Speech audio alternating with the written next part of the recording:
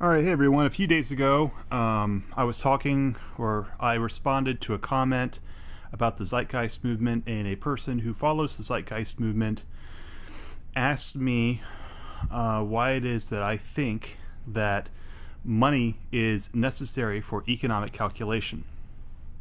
And okay, so a little bit of a back history. Back during the whole Civil War, capitalism versus communism debate, there was an Austrian economist by the name of Ludwig von Mises, and he formulated an argument saying that socialism and communism can't work. It's actually destined to fail, and the reason why is because you can't do economic calculation without market forces, without privately owned enterprise. He turned out to be right. I understand completely that the Venus Project doesn't advocate communism, and it's not Marxism in the traditional sense. I'm not trying to insult anyone. I'm by no means a professional economist. I'm a civil engineer. I've just started learning Austrian economics as a hobby. I've been reading it for a few years. But so this book here, okay, is one that I would really recommend to Zeitgeisters or the Venus Project people. Human Action, okay. And so what I did here, let me sit up. What I did was I made some notes, okay, of the relevant parts of the book. So what I figured we'd do is we would just go through. Let me flip here to the relevant parts and just sort of read them and go over it. So this is called the scale of value, and you know what, you can't, I don't know if you can read, yeah, you can't really read it, so you'll just see me read it, okay? This isn't made to be a professional video, but I think if you hear what it is that they're saying, you rewind it, and if you think about the arguments, if anything else, this will be a way for the Venus Project to understand a major obstacle and a major criticism from those who study Austrian economics and those who consider themselves libertarians. So, here it goes. The scale of value. Acting man chooses between various opportunities offered for choice. He prefers one alternative to others. It is customary to say that acting man has a scale of wants or values in his mind when he arranges his actions. On the basis of such a scale, he satisfies what is of higher value. In other words, his more urgent wants and leaves unsatisfied what is of lower value, what is a less urgent want. There is no objection to such a presentation of the state of affairs. However, one must not forget that the scale of values or wants manifests itself only in the reality of action. These scales have no independent existence apart from the actual behavior of individuals. The only source from which our knowledge concerning these scales is derived is the observation of a man's actions. Every action is always in perfect agreement with the scale of values or wants, because these scales are nothing but an instrument for the interpretation of a man's acting. And don't worry, I'll stop reading in a bit, and I'll try to explain this in a more colloquial language, but stick with me. I can't promise this will be interesting, but I promised I would make this video to explain the viewpoint on why I think the Venus Project is doomed because of the calculation problem, and probably many people have heard about the calculation problem. Well, here it is from the man himself, von Mises. Ethical doctrines are intent upon establishing scales of value according to which man should act, but does not necessarily always act. They claim for themselves the vocation of telling right from wrong and advising man concerning what he should aim at as the supreme good. They are normative disciplines aiming at the cognition of what ought to be. They are not neutral with regard to facts. They judge them from the point of view of freely adopted standards. This is not the attitude of praxeology in economics. They are fully aware of the fact that the ultimate ends of human action are not open to examination from any absolute standard. ultimate ends are ultimately given. They are purely subjective. They differ with various people and with the same people at various moments in their lives. Praxeology and economics deal with the means for the attainment of ends chosen by the acting individuals. They do not express any opinion with regard to such problems as whether or not Sybaritism is better than asceticism. They apply to the means only one yardstick, whether or not they are suitable to attain the ends at which the acting individuals aim. The notions of abnormality and perversity therefore have no place in economics. It does not say that a man is perverse because he prefers the disagreeable, the detrimental, and the painful to the agreeable, the beneficial, and the pleasant. It says only that he is different from other people, that he likes what others detest, that he considers useful what others want to avoid, that he takes pleasure in enduring pain which others avoid because it hurts them. The polar notions, normal and perverse, can be used anthropologically for the distinction between those who behave as most people do and outsiders and atypical exceptions. They can be applied biologically for the distinction between those whose behavior preserves the vital forces and those whose behavior is self-destructive. They can be applied in an ethical sense for the distinction between those who behave correctly and those who act otherwise than they should. However, in the frame of a theoretical science of human action, there is no room for such a distinction. Any examination of ultimate ends turns out to be purely subjective and therefore arbitrary. Please stick with me, but here, it's starting to get to the crux. He tends to ramble, I know. Value is the importance that acting man attaches to ultimate ends. Only to ultimate ends is primary and original value assigned. Means are valued derivatively according to their serviceableness in contributing to the attainment of ultimate ends. Their valuation is derived from the valuation of the respective ends. They are important for man only as far as they make it possible for him to attain some ends. Value is not intrinsic. It is not in things. It is within us. It is the way in which man reacts to the conditions of his environment. Neither is value in words and in doctrines. It is reflected in human conduct. It is not what a man or groups of men say about value that counts, but how they act. The bombastic oratory of moralists and the inflated pompousness of party programs are significant as such, but they influence the course of human events only as far as they really determine the actions of men. Okay. This is probably going to be a series of videos, but basically what he's saying is, and I'm trying to summarize a very thick, very difficult to read book, but the premise that he's setting up, and by the time, this is on like page 96, so by the time you get to this page, part in the book, what he says is, among other things, the only reason why man acts is to take away some sort of perceived uneasiness. That the only reason why man does something or produces something is to better his existence or better his state, okay, however he perceives it. And so in order for you to do an economic calculation, you have to figure out what is valuable, and then you have to create a scale of values. And what he's pointing out correctly is that there is no objective measure of value, that ultimately value is derived from individuals making individual decisions that's based on their subjective opinions and thoughts and emotions at the time of the market activity. And it's this convergence of subjective actions that then creates an objective measure, which is price. How am I doing on time? I'm at 8:37. Okay, I'll do one more section. This is called the scale of needs, and yeah, you probably can't read that, but okay, so back to me. Notwithstanding all declarations to the contrary, the immense majority of men aim first of all at an improvement of the material conditions of well-being. They want more and better food, better homes and clothes, and 1,000 other amenities. They strive after abundance and health. Taking these goals as given, applied physiology tries to determine what means are best suited to provide as much satisfaction as possible. It distinguishes, from this point of view, between men's real needs and imaginary and spurious appetites. It teaches people how they should act and what they should aim at as a means. The importance of such doctrines is obvious. From his point of view, the physiologist is right in distinguishing between sensible action and action contrary to purpose.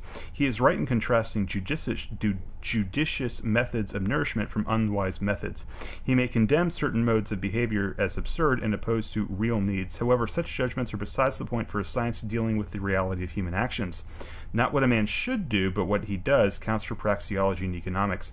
Hygiene may be right or wrong in calling alcohol and nicotine poisons, but economics must explain the prices of tobacco and liquor as they are, not as they would be under different conditions. So, once again, the algorithm or the computation of the supercomputer in the Venus Project, which, by the way, I've never seen the algorithm for. If anyone has one, please send it to me. I'd like to examine it. But humans are not completely logical, and part of the pricing structure and pricing mechanism is created by illogical or irrational decisions of individuals, right? And so a completely objective code or computer program might say, okay, well, nicotine and alcohol, there's no value there, they're actually poisons, so therefore I will not produce any, or I will not produce as much, or I don't know, it's difficult to come up with concrete examples, but you would have to somehow be able to tell the computer to think on an individual basis and to sometimes think illogically or irrationally. That's kind of what this paragraph is saying. There is no room left in the field of economics for a scale of needs different from the scale of values as reflected in man's actual behavior. Economics deals with real man, weak and subject to error as he is, not with ideal beings, omniscient and perfect as only gods could be, or in our current age, supercomputers. But yeah. Okay, so I'm going to end it and I'm going to go to the next section. I know that was dry. It is going to get better. I'm just going from beginning to end with only the pertinent parts.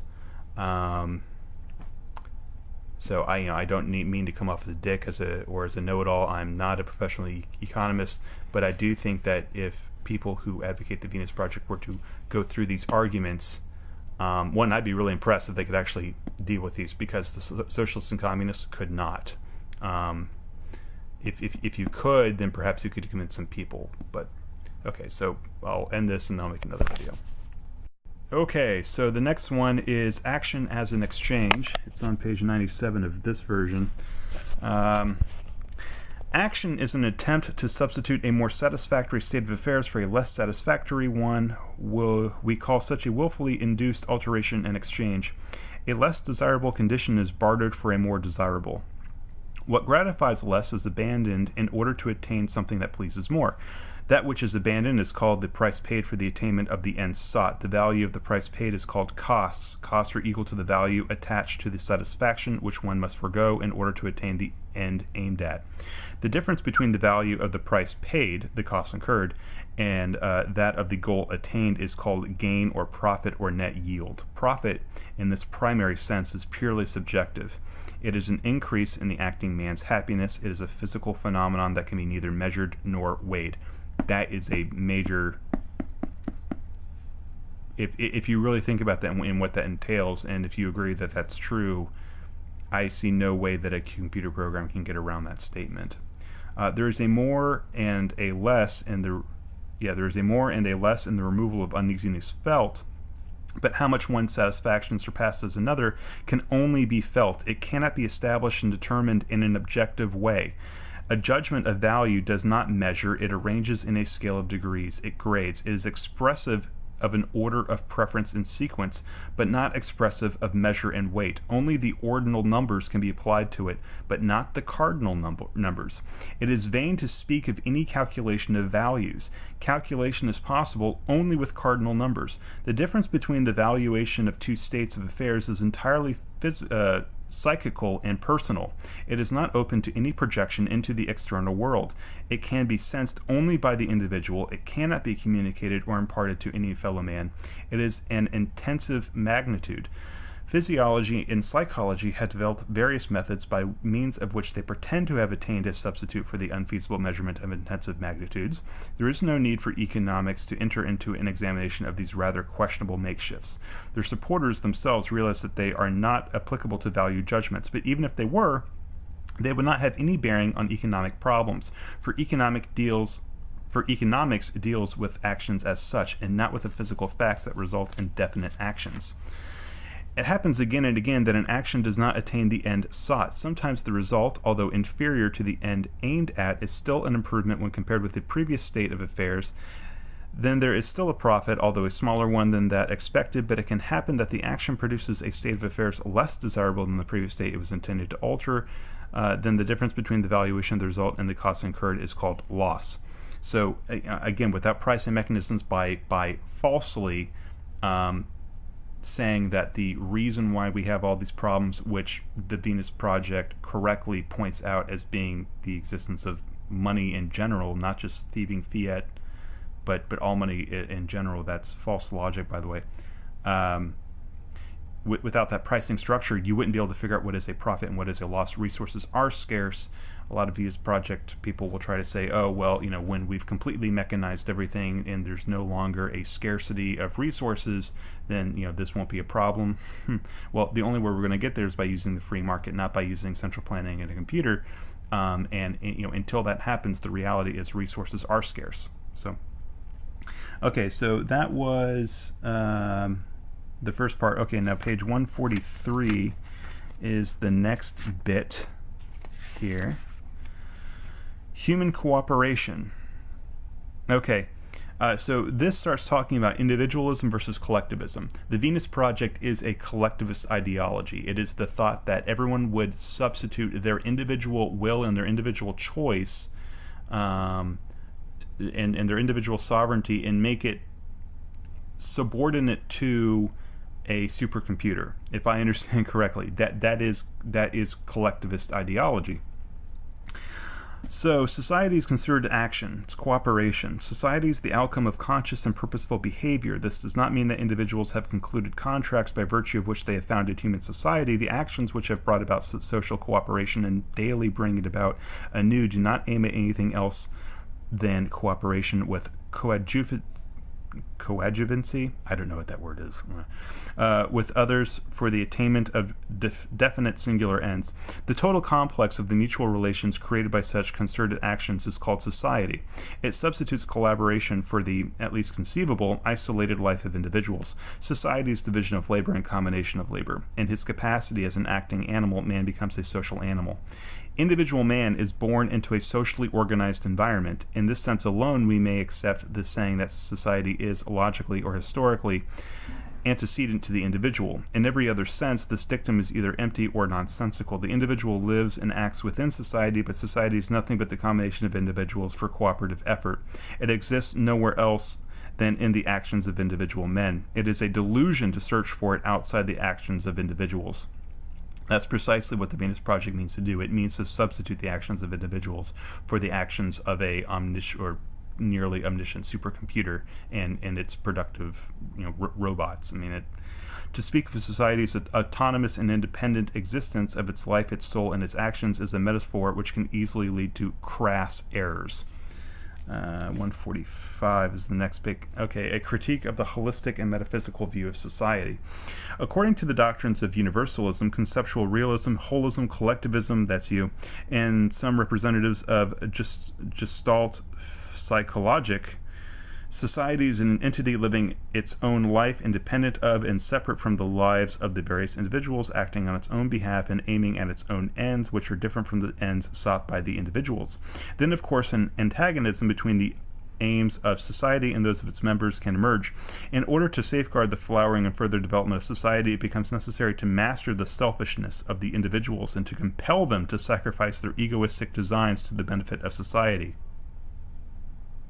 That's precisely what I hear in the TVP stuff. At this point, all these holistic doctrines are bound to abandon the secular methods of human science and logical reasoning and to shift to theological or metaphysical professions of faith.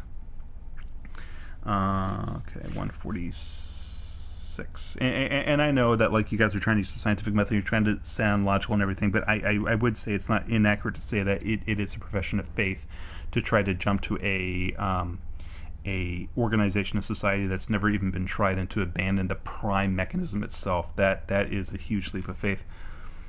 Not that I'm saying that you shouldn't be able to try. Go ahead, knock yourself out. But I'm just saying it's not going to work.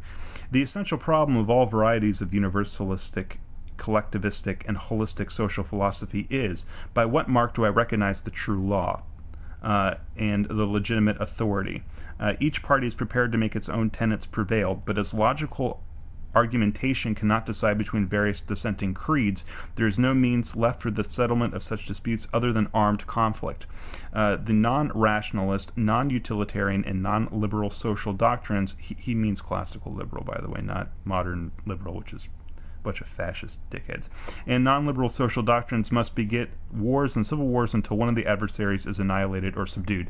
So collectivism is always going to lead to war and armed conflict. I know that people in the Venus Project say that in order for it to work, everyone would have to participate in it, but they're not going to use force to make everyone join. I get the feeling that if 90% of the people, just as an example, were willing to do it, and the other 10% didn't, and that started causing problems with the 90%, collective history would in my opinion, suggests that the collectivist mentality would then start to use force. But that is conjecture. So no method of economic calculation is possible other than one based on money prices as determined by the market.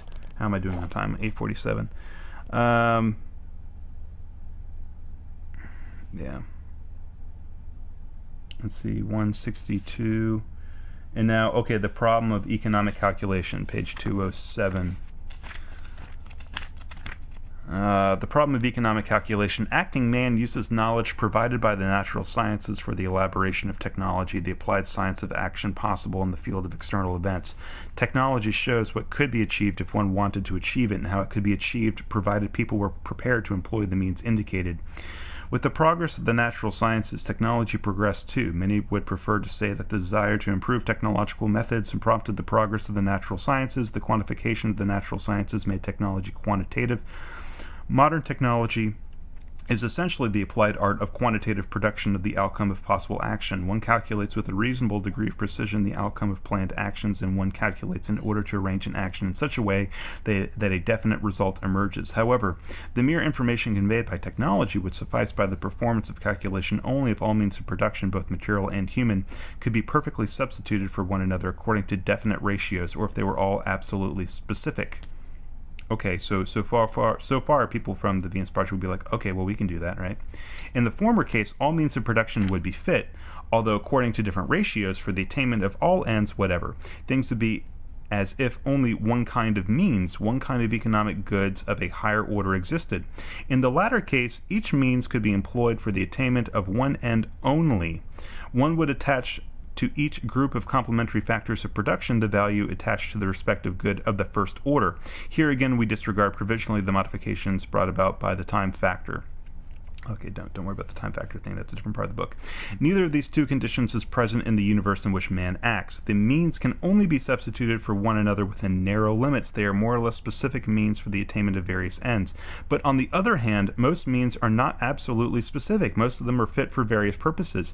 The facts that there are different classes of means, that most of the means are better suited for the realization of some ends, less suited for the attainment of some ends, for some other ends, and absolutely useless for the production of a third group of ends, and that therefore the various means allow for various uses, set men the tasks of collecting them to those employments in which they can render the best service. Here computation in kind as applied by technology is of no avail. Technology operates with countable and measurable quantities of external things and effects. It knows causal relations between them, but it is foreign to their relevance to human wants and desires. Its field is that of objective use value only. It judges all problems from the disinterested point of view of a neutral observer of physical, chemical, and biological events. For the notion of subjective use value, for the specifically human angle, and for the dilemmas of acting man, there is no room in the teachings of technology. It ignores the economic problem. To employ the available means in such a way that no want more urgently felt should remain unsatisfied because the means suitable for its attainment were employed, wasted, for the attainment of a want less urgently felt. For the solution of such problems, technology and its methods of counting and measuring are unfit. Technology tells how a given end could be attained by the employment of various means which can be used together in various combinations, or how various available means could be employed for certain purposes, but it is at a loss to tell man which procedures he should choose out of the infinite variety of imaginable and possible modes of production. What acting man wants to know is how he must employ the available means for the best possible, the most economic removal of felt uneasiness, but technology provides him with nothing more than statements about causal relations between external things. It tells, for example, 7 alpha plus 3 beta plus 5 Charlie plus add x times n is liable to bring about a certain number of product, but although it knows the value attached by acting man to the various goods of the first order, it cannot decide whether this precept or any other out of the infinite multitude of similarly constructed precepts best serves the attainment of the ends sought by acting man. Okay, I'm going to make another video. I'm getting kind of long. Okay, last part. The art of engineering can establish how a bridge must be built in order to span a river at a given point and to carry definite loads, but it cannot answer the question whether or not the construction of such a bridge would withdraw material factors of production and labor from an employment in which they could satisfy needs more urgently felt. It cannot tell whether or not the bridge should be built at all, where it should be built, what capacity for bearing burdens it should have, and which of the many possibilities for its construction should be chosen. Technological computation can establish relations between various classes of means only to the extent that they can be substituted for one another in the attempt to attain a definite goal. But action is bound to discover relations among all means, however dissimilar they may be, without any regard to the question whether or not they can replace one another in performing the same services. Technology and the considerations derived from it would be of little use for acting man if it were impossible to introduce into their schemes the money prices of goods and services. The projects and designs of engineers would be purely academic if they could not compare input and output on a common basis. The lofty theorist in the seclusion of his laboratory does not bother about such trifling things.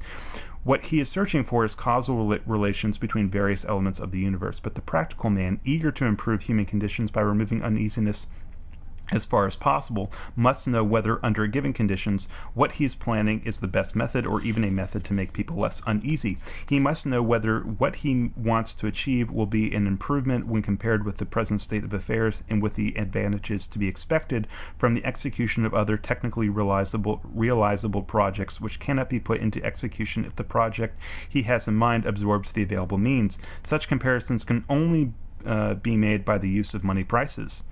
Thus, money becomes the vehicle of economic calculation. This is not a separate function of money. Money is the universally used medium of exchange, nothing else, only because money is the common medium of exchange, because most goods and services can be sold and bought on the market against money, and only as far as this is the case can men use money prices in reckoning. The exchange ratios between money and the various goods and services as established on the market of the past and is expected to be established on the market of the future are the mental tools of economic planning. Where there are no money prices, there are no such things as economic quantities. There are only various quantitative relations between various causes and effects in the external world. There is no means for man to find out what kind of action would best serve his endeavors to remove uneasiness as far as possible.